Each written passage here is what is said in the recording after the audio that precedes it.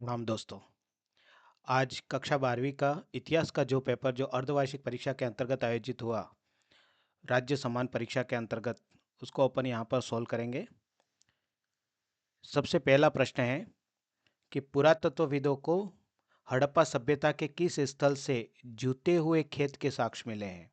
तो जूते हुए खेत के साक्ष्य कहाँ से प्राप्त हुए हैं? कालीबंगा से मिले हैं। कालीबंगा जो स्थल है वो कहाँ पर स्थित है? तो हनुमानगढ़ में स्थित है।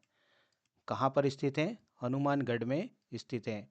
यहाँ ये जो स्थल है कालीबंगा, इसका अर्थ होता है काले काले रंग की चूड़िया। इसका अर्थ होता है, क्या होता है? काले रंग की चूड़िया। यहाँ से लकड़ी की नालियाँ भी प्राप्त हुई है। कौन सी नालियाँ मिली है? लकड़ी की नालियाँ। तो लकड़ी की नालियों के साक्ष्य मिले हैं। कहाँ से मिले हैं? कालीबंगा से। एक महत्वपूर्ण स्थल है। अगला प्रश्न है हमारा कि बौद्ध धर्म और जैन धर्म के आरंभिक ग्रंथों में कितने महाजनपदों का उल्लेख मिलता है? ठीक है, तो कितने महाजनपदों का उल्लेख मिलता है? 16 महाजनपदों का उल्लेख मिलता है। और इसमें जो जैन धर्म से संबंधित जो ग्रंथ हैं उसका नाम है भगवती सूत्र। भगवती सूत्र। और जो बौद्ध धर्म से संबंधित जो ग्रंथ हैं, बौद्ध धर्म से संबंधी, और उसका नाम है अंगुत्तर निकाय। अंगुत्तर निकाय। ठीक है, तो एक ग्रंथ है भगवती सूत्र और दूसरा ग्रंथ है अंगुत्तर निकाय, और जिससे हमें 16 महाजनपदों के बारे में जानकारी मिलती है। अगला प्रश्न है, धर्मसूत्र और धर्मशास्त्र विवाह के कितने प्रकारों को अपनी स्वीकृति देते हैं? ठीक है, तो धर्मशास्त्र और धर्मसूत्र के अनुसार कितने विवाह को स्वीकृति प्रदान की गई है? तो 8 प्रकार के विवाह को स्वीकृति प्रदान की गई है। कितने विवाह को स्वीकृति प्रदान की गई है? 8 विवाह को स्वीकृति प्रदान की गई है। और ये जो 8 विवाह हैं, इसमें जो 4 विवाह हैं इसे प्रशस्त प्रशस्त कहा गया है, और 4 विवाह, बाकी 4 विवाह को अप्रशस्त कहा गया है। ठीक है, तो एक प्रशस्त का मतलब है कि शास्त्रों के द्वारा स्वीकृत, और अप्रशस्त का मतलब है कि शास्त्रों के द्वारा अस्वीकृत। प्रशस्त में आते हैं ब्रह्म विवाह, देव विवाह, प्रजापत्य विवाह, आर्ष विवाह। अप्रशस्त में आते हैं गंधर्व विवाह, राक्षस विवाह, ठीक है, असुर विवाह, पिशाच विवाह। ये अप्रशस्त विवाह के अंतर्गत आते हैं। अगला प्रश्न है हमारा, किस दार्शनिक का संबंध यूनान से है? ठीक है, तो इसमें से यूनान का दार्शनिक कौन है? तो यूनान का दार्शनिक कौन है इसमें? सुकरात। सुकरात के अलावा भी कुछ यूनान के दार्शनिक है, जैसे प्लेटो, प्लेटो, अरस्तु, यूक्लिड। ये यूनान के महत्वपूर्ण दार्शनिक हैं। अगला प्रश्न है, अल बरूनी किसके साथ भारत आया? अल बरूनी किसके साथ भारत आया था? तो अल बरूनी भारत आया था किसके साथ? मोहम्मद गजनवी के साथ। और ये जो मोहम्मद गजनवी है, इसने 1001 से 1027 ईस्वी तक भारत पर कुल 17 आक्रमण किए। कितने आक्रमण किए? 17 आक्रमण किए। और इनके साथ आया था, कौन आया था? अल बरूनी। और अल बरूनी ने भारत के बारे में लिखा है, और इसकी पुस्तक है तहकीक ए हिंद। तहकीक ए हिंद। ठीक है, तो तहकीक ए हिंद है, ये जो पुस्तक है वो अरबी भाषा में लिखी गई है। कौन सी भाषा में लिखी गई है? अरबी भाषा में। ये अरब से आए हुए थे, तो इन्होंने जो पुस्तक लिखी है वो अरबी भाषा में लिखी है। अगला प्रश्न है, शासन में शरिया का पालन सुनिश्चित करने वाले कहलाते थे। शरिया का पालन सुनिश्चित करने वाले क्या कहलाते थे? तो उल्मा कहलाते थे। ठीक है, शरिया का मतलब होता है कि इस्लामी इस्लामी पवित्र कानून।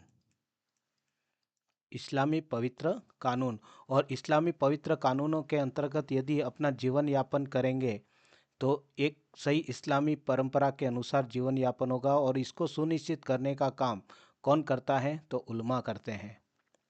अगला प्रश्न है, कृष्णदेवराय का संबंध किस वंश से था? ठीक है, तो कृष्णदेवराय कृष्णदेवराय का संबंध, सबसे पहली बात तो ये विजयनगर साम्राज्य से संबंधित है। कौन से साम्राज्य से संबंधित है? विजयनगर साम्राज्य। और ये विजयनगर साम्राज्य में 4 वंश चले हैं। कौन कौन से? तो संगम, सालुव या सुलुव, तीसरा है तुलुव और चौथा है आरविडु। ठीक है।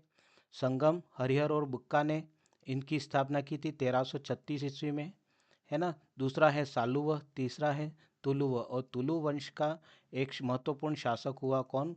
कृष्ण देवराय। कृष्ण देवराय किससे संबंधित है? तुलु वंश से संबंधित है। और चौथा वंश कौन सा है? आरविडु। और आरविडु है वो तालीकोटा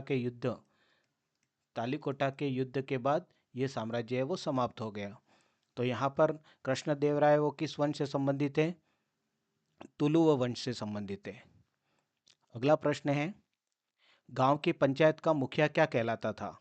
ठीक है, तो गांव की पंचायत का मुखिया, ये जो प्रश्न है वो मुगल काल से संबंधित है।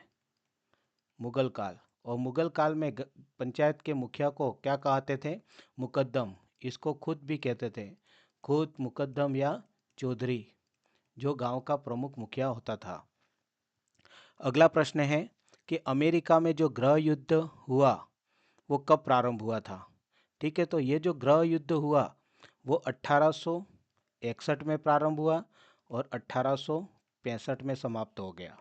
ये जो गृह युद्ध हुआ वो उत्तरी राज्य और दक्षिणी राज्य के मध्य हुआ था, और इन दोनों में उत्तरी राज्यों की विजय हुई थी। ठीक है, तो ये जो युद्ध हुआ वो कब हुआ था? 1861 में प्रारंभ हुआ था। अगला प्रश्न है, 1857 की क्रांति का तात्कालीन कारण क्या था? तात्कालीन कारण, तो तात्कालीन कारण क्या था? चर्बी वाले कारतूस। ठीक है, और चर्बी वाले कारतूस कौन से थे? Enfield rifle. ये एनफील्ड राइफल नई मंगवाई गई थी। इसके पहले ब्राउन बेस इस्तेमाल की जाती थी और इसके स्थान पर एनफील्ड राइफलें लाई गई। एनफील्ड राइफलों में यूँ माना गया कि इसमें चर्बी लगी हुई है गाय और सूअर की, जिसके कारण हिंदू और मुसलमानों ने इसका विरोध किया था। ठीक है, तो अब अगला प्रश्न है, हड़प्पा सभ्यता के सबसे लंबे अभिलेख कितने चिन्ह के हैं? है ना, देखो महत्वपूर्ण प्रश्न है ये। हड़प्पा सभ्यता के कितने चिन्ह का सबसे बड़ा अभिलेख है? तो वो कितने शब्द है इसमें? 26 है। और ये जो मिला है वो कहाँ से मिला है? धोलावीरा से मिला है। कहाँ से मिला है? धोलावीरा से एक प्लेट प्राप्त हुई है जिस पर 26 चिन्ह उल्लेखित है। कलिंग पर विजय प्राप्त करने वाला मौर्य सम्राट कौन था? ठीक है, तो कलिंग पर विजय प्राप्त करने वाला मौर्य सम्राट कौन था? अशोक। कौन था? अशोक। और अशोक ने कलिंग को विजय करके इसको अपने राज्य का 5वां राज्य बना दिया। 4 राज्यों की स्थापना चंद्रगुप्त मौर्य ने की थी और 5वां राज्य बना दिया किसने बना दिया? अशोक ने। और अशोक ने 5वें प्रांत के रूप में कलिंग को स्थापित किया। और कलिंग की 2 राजधानियां थी, एक तो थी तोसली और एक थी जोगढ़। तोसली और जोगढ़। अगला प्रश्न है, किस राजवंश में राजाओं के नाम से पूर्व माताओं का नाम लिखा जाता है? ठीक है, तो इससे संबंधित जो राजवंश है वो कौन सा है? सातवाहन। कौन सा राजवंश है? सातवाहन। और ये जो सातवाहन राजवंश है इसमें राजा है वो अपने नाम के आगे माता का नाम उल्लेखित करते थे, जैसे कि गौतमी पुत्र शातकर्णी। गौतमीपुत्र शातकर्णी एक शासक है। दूसरा शासक है वशिष्ठिपुत्र पुलमावी। वशिष्ठिपुत्र पुलमावी। ठीक है, तो ये अपने नाम के आगे माता का नाम उल्लेखित करते थे। अगला प्रश्न है, जैन धर्म के महापुरुष क्या कहलाते थे? जैन धर्म के महापुरुष है वो तीर्थंकर कहलाते हैं। क्या कहलाते हैं? तीर्थंकर कहलाते हैं। और ये जो तीर्थंकर कुल कितने हुए? तो 24 तीर्थंकर हुए। उसमें सबसे पहला पहला किसे माना जाता है? ऋषभ देव। पहले कौन है? ऋषभ देव, जिसे आदिनाथ भगवान भी कहा जाता है। 23वें कौन है? तो पार्श्वनाथ। 23वें कौन माने जाते हैं? पार्श्वनाथ।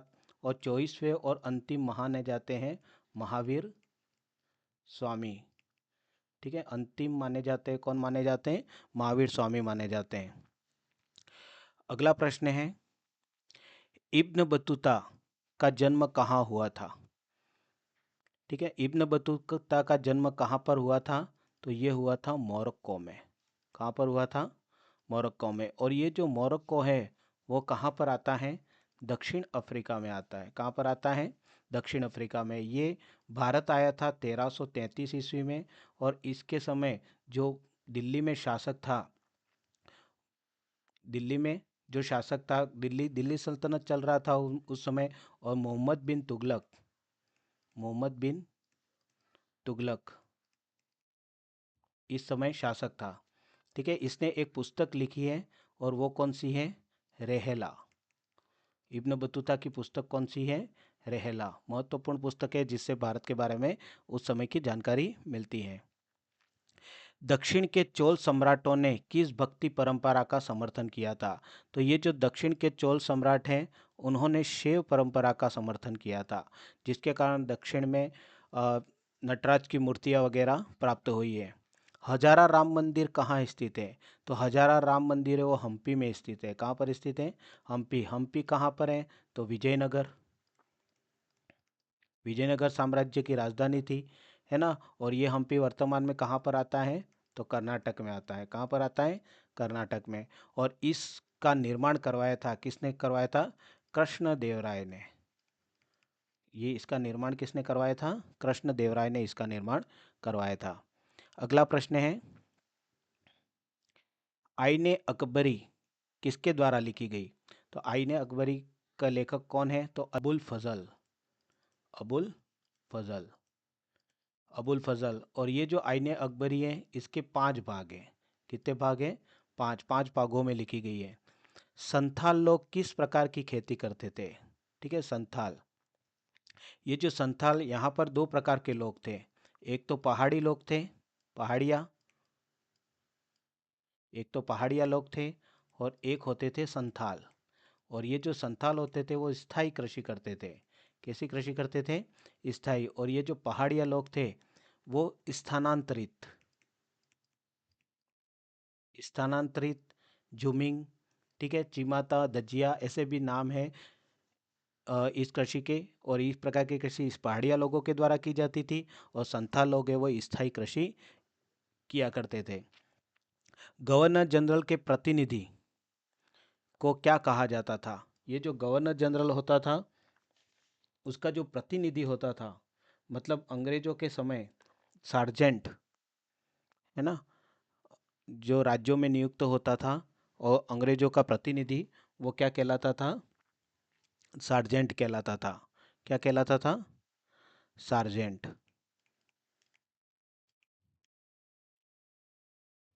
ठीक है, अंग्रेजों का प्रतिनिधि होता था, गवर्नर जनरल का जो राज्यों में नियुक्त होता था उसे सार्जेंट कहते थे।